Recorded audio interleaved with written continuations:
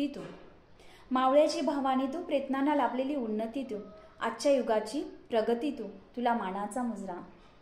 आंतरराष्ट्रीय महिला दिनाच्या सर्वांना हार्दिक शुभेच्छा। मी विषय सादर करत आहे महिला अत्याचार जबाबदार कोण, समाज की मानसिकता। बुद्धीने विचार केला तर कधीही न समजणारे एक व्यक्तित्व, पण प्रेमाने विचार केला तर सरळ एक अस्तित्व। गौतम बुद्धांनी देशाला क्रांतीचा आणि जगाला शांतीचा संदेश दिला, तर त्यांच्या पाठीमागे उभ्या असलेला महान मेरू त्या म्हणजे राणी यशोधरेमुळे।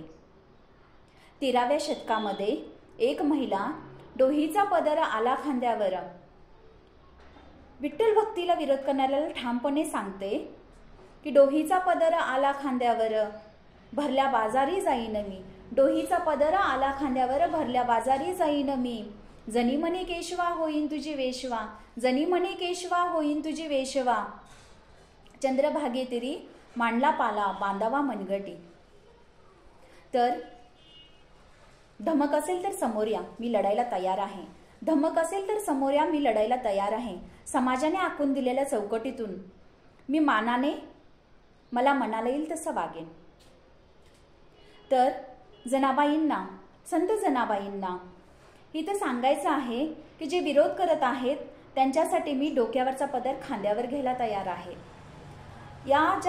त्यापूर्वी समाजाने आखून दिलेली जी चौकट होती, जी बंधने होती, त्यांना झुगारून मी समाजामध्ये ठामपणे वावरेन, हे त्या गवळणीद्वारे त्या प्रकट होतात, पुढाकार घेतात।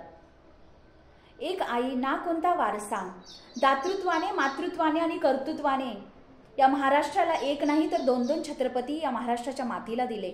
ती म्हणजे देशाची, जगाची प्रेरणास्रोत असणारी राष्ट्रमाता, राज्यमाता, मासाहेब, आईसाहेब, जिजाऊ माता। तर या छत्रपतीच्या राज्यामध्ये, माझ्या छत्रपतीच्या राज्यामध्ये परस्त्री ही माते समान मानणारा माझा राजा होता, त्याची शिकवण होती, मावळे होते, माझा महाराष्ट्र शिवशाही होता, म्हणून परस्त्री ही खणानळाची ओटी भरून सुखरूप घरी पोचत होती। आज माझ्या त्याच महाराष्ट्रात परस्त्री ही सुखरूप घरी पोचते का? बसमध्येच लुटली जात आहे।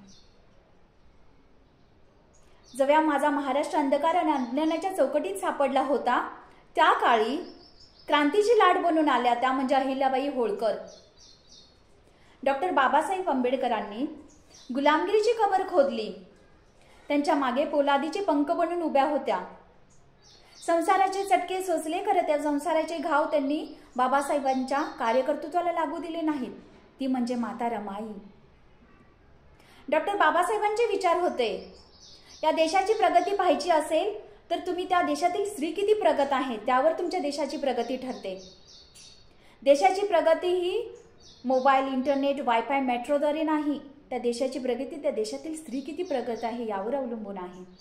ती किती कमवते यावर नाही, ती किती खर्च करू शकते यावर तिला किती स्वातंत्र्य आहे हे समजते। असे विचार आपले बाबासाहेबांचे होते। आज आपण जर सिंधू संस्कृतीच्या तळाशी गेलो, बाई पण भारी देवा, बाई पण भारी देवा, गार्गी, मैत्री, अपाला, घोषा यासारख्या विद्वान स्त्रिया होऊन गेले या काळामध्ये। जी स्त्री एका जीवाला जन्म देऊ शकते, आपल्या गर्भात एक जीव वाढवू शकते, जी स्त्री प्रसूतीसारख्या महाभयंकर वेदना सहन करू शकते, ती मुळातच स्ट्रॉंग आहे। मग आता असं काय झालं आहे की इतकी ती दुर्बल बनली आहे की सरकारला तिच्यासाठी व्याख्याने ठेवे लागत आहेत, तिच्यासाठी महिला दिन साजरा करावा लागत आहे। आपल्या समाजामध्ये, मी पण एक स्त्री आहे, आपल्या समाजामध्ये मुलींचा जन्म झाला की त्यांना शिकवणच अशी दिली जाते किंवा संस्कारच असे केले जातात की बाई हे करू नकोस, बाई इकडे जाऊ नकोस, बाई हे घालू नकोस, बोलू नको जोरात, वागू नको तोऱ्यात, बोलू नको जोरात, वागू नको तोऱ्यात, हे असं सर्व। आणि हे संस्कार मुलांनी जर आपण मुलींना दिले तर ती मुलगी दुर्बळी बनेलच ना। महिलांच्या दुबळीकरणाचं हेच एक मोठं कारण आहे। जन्मजातच आपण शिकवणच अशी देत आलो आहोत। मला फक्त एकच सांगायचं आहे, जर आपल्या घरामध्ये एखादा सुपुत्र रडत रडत जर आला तर त्याचे वडील त्याला काय म्हणतात, का रे राजा का बरं रडतो आहेस, असं मुलींसारखं रडायचं असतं का? तर मुलाने मुलींसारखं रडायचं नाही, तर रडवायचं असतं आणि तो आयुष्यभर रडत राहतो. तर ही आपली मानसिकता झालेली आहे. समाजामध्ये आज खरी गरज आहे महिलांनीच महिलांना समजून घेण्याची. प्रत्येक घरामध्ये आज जाऊन पहा, महिलाच महिलांशी भांडत आहेत. एखाद्या स्त्रीला जर मूल होत नसेल तर त्या घरातील तिचा नवरा, नाही की तिचा दीर, नाही की तिचा सासरा तिला टोमणे मारत, त्या घरातील जाऊ, तिची सासूबाई, तिची नणंद याच टोमणे मारत राहतील.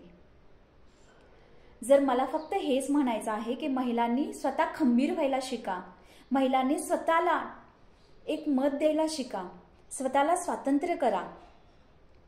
आपण सक्षमपणे उभं राहण्याची आत्ता सध्या खूप गरज आहे. जर आपण स्वतःलाच जर किंमत दिली नाही, आपण सहज म्हणतो या घराला मला काडीचीही किंमत देत नाही, तर आपण तसं म्हणण्यापेक्षा या घरालाच माझ्याशिवाय काही किंमत नाही म्हणून स्वतःला किंमत द्यायला शिका.